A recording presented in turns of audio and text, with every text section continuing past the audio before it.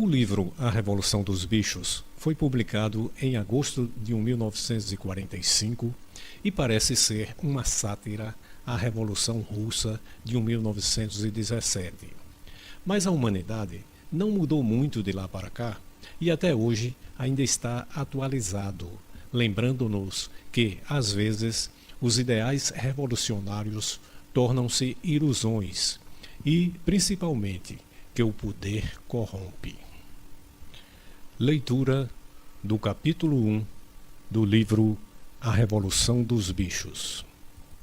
Tão logo apagou-se a luz do quarto, houve um grande alvoroço em todos os galpões da granja. Correra durante o dia o boato de que o velho major, um porco que já se sagrara grande campeão numa exposição, tivera um sonho muito estranho noite anterior e desejava contá-lo aos outros animais. Haviam combinado encontrar-se no celeiro assim que Jones se retirasse. O velho major, chamavam-no assim, muito embora ele houvesse comparecido à exposição com o nome de Beleza de Willingdon, gozava de tão alto conceito na granja que todos estavam dispostos a perder uma hora de sono só para ouvi-lo. Ao fundo do grande celeiro, sobre uma espécie de estrado, estava o major refestelado em sua cama de palha, sob um lampião que pendia de uma viga. Com 12 anos de idade, já bastante corpulento, era ainda um porco de porte majestoso, com um ar sábio e benevolente, a despeito de suas presas jamais terem sido cortadas. Os outros animais chegavam e punham-se a cômodo, cada qual a seu modo. Os primeiros foram os 3 cachorros, Ferrabras, Lulu e Catavento, depois os porcos, que sentaram sobre a palha em frente ao estrado. As galinhas empoleiraram-se nas janelas, as pombas voaram para os caibros do telhado, as ovelhas e as vacas deitaram-se atrás dos porcos e ali ficaram a ruminar. Os 2 cavalos de tração, Sansão e Quitéria, chegaram juntos, andando lentamente e pousando no chão os enormes cascos peludos, com grande cuidado para não machucar qualquer animalzinho porventura oculto na palha. Quitéria era uma égua volumosa, matronal, já chegada à meia-idade, cuja silhueta não mais se recompusera após o nascimento do 4º potrinho. Sansão era um bicho enorme, de quase 1,90 m de altura, forte como 2 cavalos. A mancha branca do focinho dava-lhe um certo ar de estupidez e, realmente, não tinha lá uma inteligência de primeira ordem, embora fosse grandemente respeitado pela retidão de caráter e pela tremenda capacidade de trabalho. Depois dos cavalos, chegaram Maricota, a cabra branca, e Benjamin, o burro. Benjamin era o animal mais idoso da fazenda e o mais moderado. Raras vezes falava e, normalmente, quando o fazia, era para emitir uma observação cínica, para dizer, por exemplo, que Deus lhe dera uma cauda para espantar as moscas e que, no entanto, seria mais do seu agrado não ter nem a cauda nem as moscas. Era o único dos animais que nunca ria. Quando lhe perguntavam por quê, respondia não ver muito motivo para riso. Não obstante, sem que o admitisse abertamente, tinha certa afeição por Sansão. Normalmente, passavam os domingos juntos no pequeno potreiro existente atrás do pomar, pastando lado a lado em silêncio. Mal se haviam acomodado os 2 cavalos, quando uma ninhada de patinhos órfãos desfilou celeiro adentro, piando baixinho e procurando um lugar onde não fossem pisoteados. Quitéria protegeu-os com a pata dianteira e os patinhos ali se aconchegaram, caindo no sono. No último instante, Mimosa, a égua branca, vaidosa e fútil, que puxava a aranha do Sr. Jones, entrou, requebrando-se graciosamente e chupando um torrão de açúcar. Tomou um lugar bem à frente e ficou meneando sua crina branca, na esperança de chamar a atenção para as fitas vermelhas que a adornavam. Finalmente chegou o gato, que procurou, como sempre, o lugar mais morno, enfiando-se entre Sansão e Quitéria. ressonou satisfeito durante toda a fala do major, sem ouvir uma só palavra. Todos os animais estavam presentes, exceto Moisés, o corvo domesticado que dormia fora, num puleiro junto à porta dos fundos. Quando o major os viu bem acomodados e aguardando atentamente, limpou a garganta e começou. Camaradas, já ouvistes, por certo, algo a respeito do estranho sonho que tive a noite passada. Entretanto, falarei do sonho mais tarde. Antes, as coisas a dizer. Sei, camaradas, que não estarei convosco por muito tempo, e antes de morrer, considero uma obrigação transmitir-vos o que tenho aprendido sobre o mundo. Já vivi bastante e tenho refletido na solidão da minha pocilga. Creio poder afirmar que compreendo a natureza da vida sobre esta terra tão bem quanto qualquer outro animal. É sobre isso que desejo falar-vos. Então, camaradas, qual é a natureza da nossa vida? Enfrentemos a realidade. Nossa vida é miserável, trabalhosa e curta.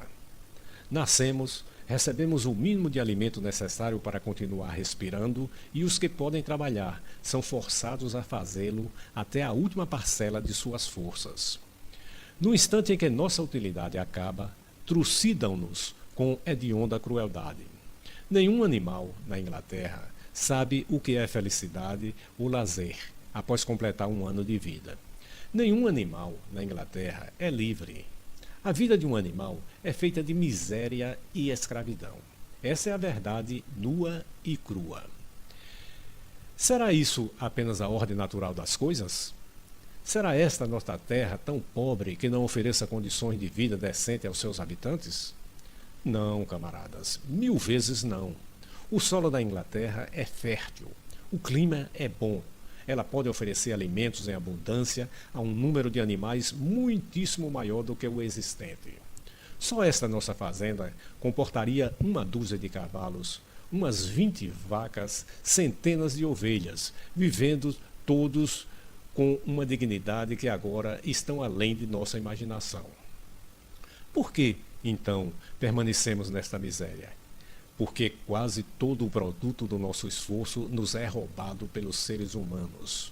Eis aí, camaradas, a resposta a todos os nossos problemas. Resume-se em uma só palavra: homem. O homem é o nosso verdadeiro e único inimigo. Retire-se da cena o homem e a causa principal da fome e da sobrecarga de trabalho desaparecerá para sempre. O homem é a única criatura que consome sem produzir.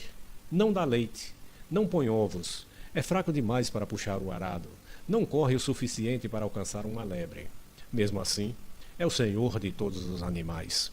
Põe-nos a trabalhar, dá-nos de volta o mínimo para evitar a inanição e fica com o restante.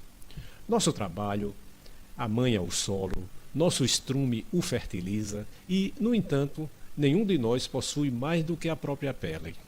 As vacas, que aqui vejo à minha frente, quantos litros de leite terão produzido este ano? E que aconteceu a esse leite, que deveria estar alimentando robustos bezerrinhos? Desceu pela garganta dos nossos inimigos. E as galinhas? Quantos ovos puseram este ano? E quantos se transformaram em pintinhos? Os restantes foram para o mercado, fazer dinheiro para Jones e seus homens.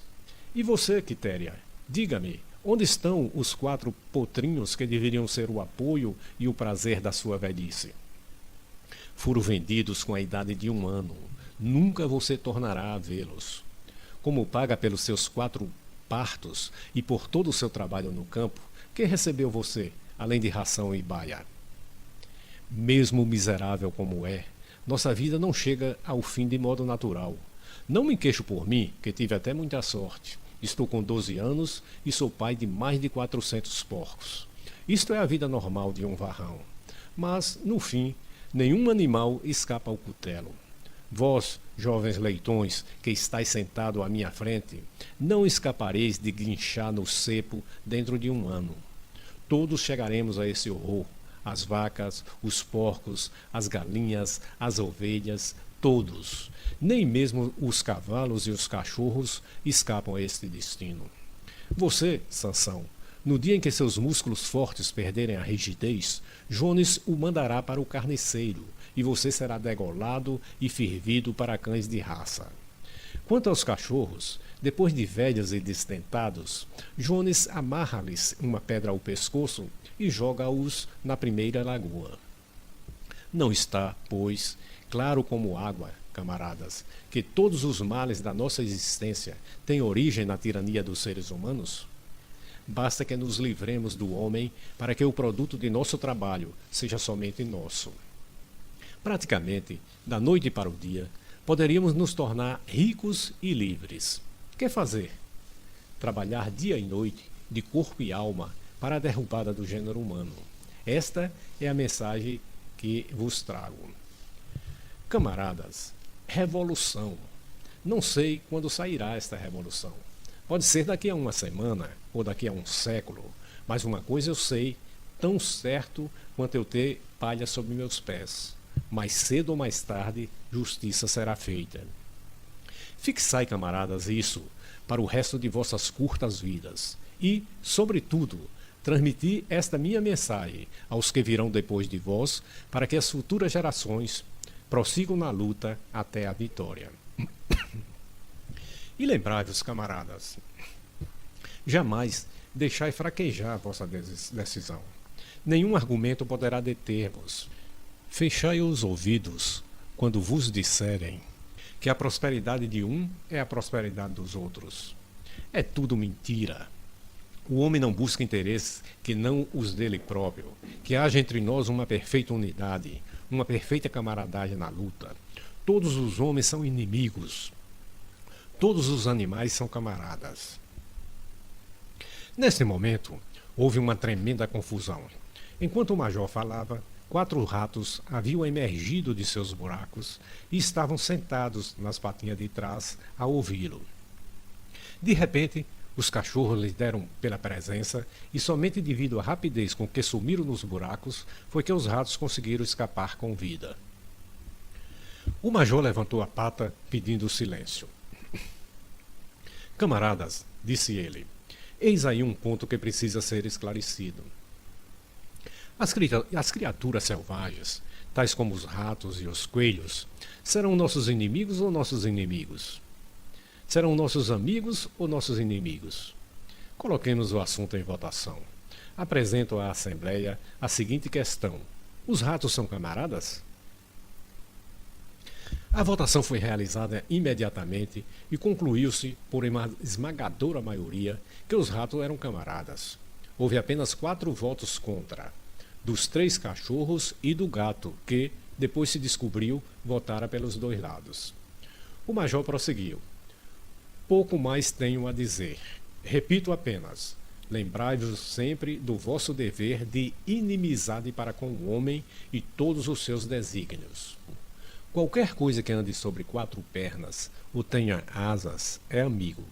Lembrai-vos também de que na luta contra o homem não devemos assemelhar-nos a ele.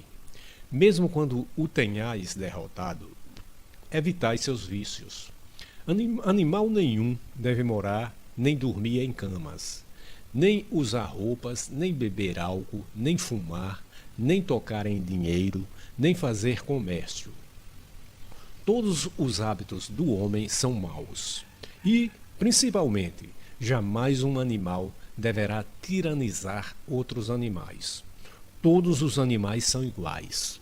E agora, camaradas, vou contar-vos o sonho que tive a noite passada. Não sei como explicá-lo. Foi um sonho sobre como será o mundo quando o homem desaparecer. Mas lembrou-me algo que há muito eu esquecera. Há anos, quando eu ainda um leitãozinho, minha mãe e as outras porcas costumavam cantar uma antiga canção da qual só conheciam a melodia e as 3 primeiras palavras. Na minha infância, aprendi a melodia e depois a esqueci. A noite passada, entretanto, ela me voltou à memória. O mais interessante é que me lembrei também dos versos, os quais, tenho certeza, foram cantados pelos animais de antanho e depois esquecidos durante várias gerações. Vou cantar essa canção, camaradas. Estou velho e minha voz é rouca, mas quando vos houver ensinado a melodia, podereis cantá-la melhor do que eu. Chama-se Bichos da Inglaterra.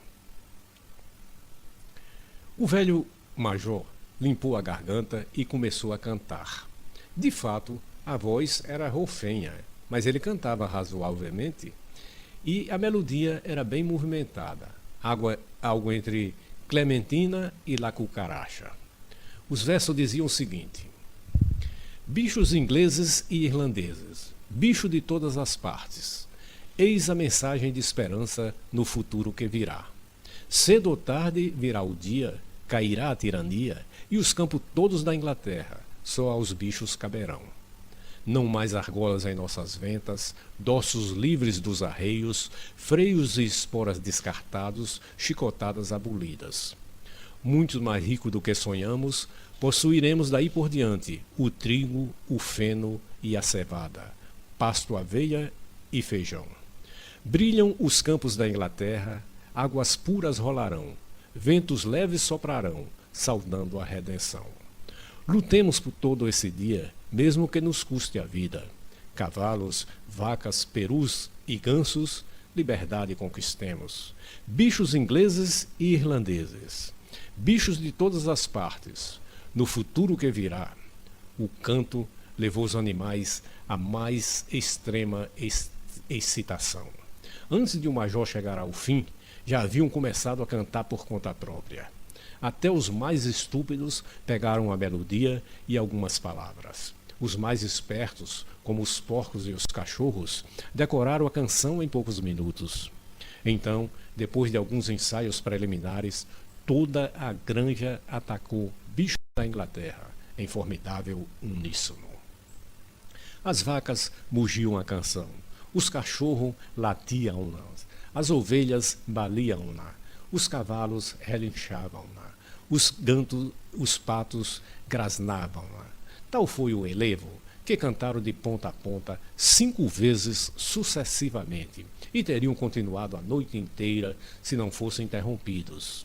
Infelizmente, o alarido acordou Jones, que pulou da cama, certo de que havia raposa no pátio.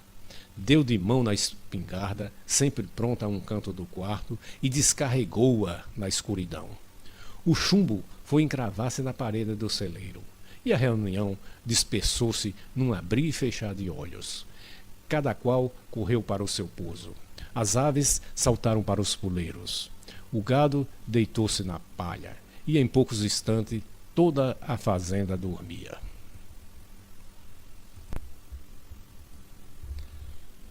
A Revolução dos Bichos, capítulo 2.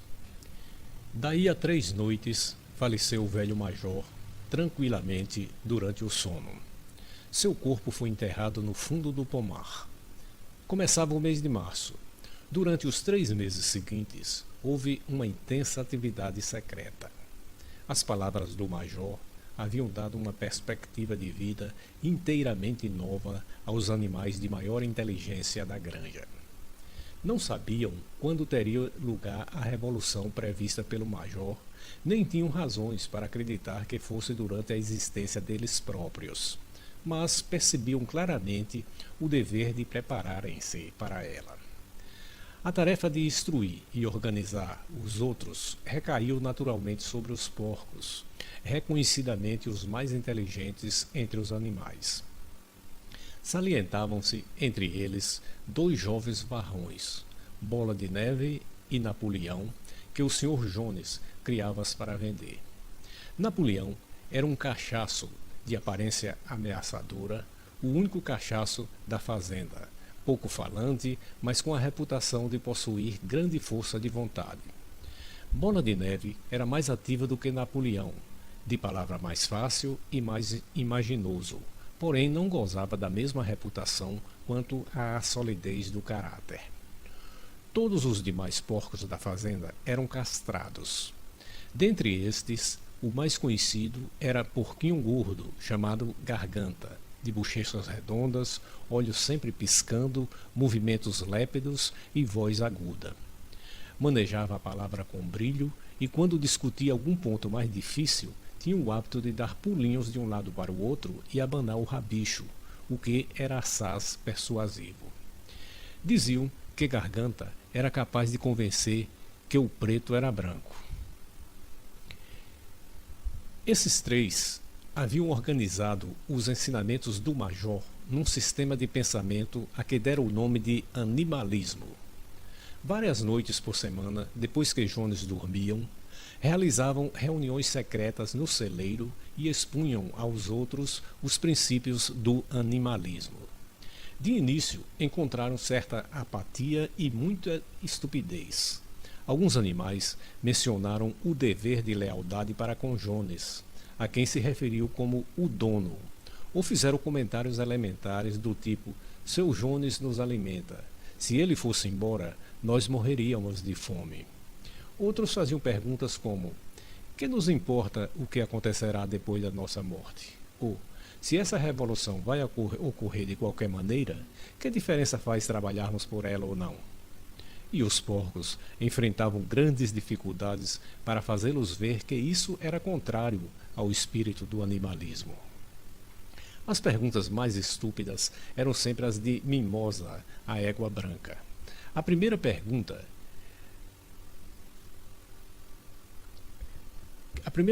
que fez a Bola de Neve foi: continuará havendo açúcar depois da Revolução? Não, respondeu Bola de Neve firmemente. Não dispomos de meios para obter açúcar nesta fazenda. Além disso, você não necessita de açúcar, mas terá a aveia e o feno que quiser. E eu ainda poderia usar laços de fita na crina? Perguntou Mimosa. Camarada, explicou Bola de Neve, essas fitas que você tanto estima são o distintivo da escravidão. Será que você não compreende que liberdade vale mais do que laços de fita? Mimosa sempre concordava, mas não dava a impressão de estar lá muito convencida. Muito mais ainda lutaram os porcos para neutralizar as mentiras espalhadas por Moisés, o corvo doméstico. Moisés, bicho de estimação do Jones, era um espião linguarudo, mas também hábil na conversa. Afirmava a existência de uma região misteriosa, montanha de açúcar, para onde iam os animais após a morte. Essa montanha estava situada em algum lugar do céu, pouco acima das nuvens, segundo dizia Moisés. Na Montanha do Açúcar, os 7 dias da semana eram domingo. O campo floria o ano inteiro e cresciam torrões de açúcar, bolos de linhaça nas sebes. Os animais detestavam Moisés porque vivia contando histórias e não trabalhava. Porém, alguns acreditavam na montanha de açúcar e os porcos tiveram grande trabalho para convencê-los de que tal lugar não existia. Os discípulos mais fiéis eram os 2 cavalos de tração, Sansão e Quitéria. Ambos tinham enorme dificuldade em pensar qualquer coisa por si próprios. Todavia, aceitando os porcos como professores, absorviam tudo quanto lhes era dito e passavam adiante para os outros animais por simples repetição. Nunca deixavam de comparecer aos encontros secretos no celeiro e davam o tom para o hino Bichos da Inglaterra, que sempre encerrava as reuniões. Afinal, a Revolução ocorreu muito mais cedo e mais facilmente do que se esperava. Jones fora, no passado, um patrão duro, porém eficiente. Agora estava em decadência. Desestimulado com a perda de dinheiro numa ação judicial, dera para beber bastante além do conveniente. Às vezes passava dias inteiros recostados em sua cadeira de braços na cozinha, lendo os jornais, bebendo e dando a Moisés cascas do pão molhados na cerveja. Seus peões eram vadios e desonestos, o campo estava coberto de erva daninha, os galpões necessitavam de telhas novas, as cercas estavam abandonadas e os animais andavam mal alimentados. Junho chegou e o feno estava quase pronto para o corte. No dia 23 de junho, um sábado, Jones foi à cidade e bebeu tanto no Leão Vermelho que só regressou ao meio-dia de domingo.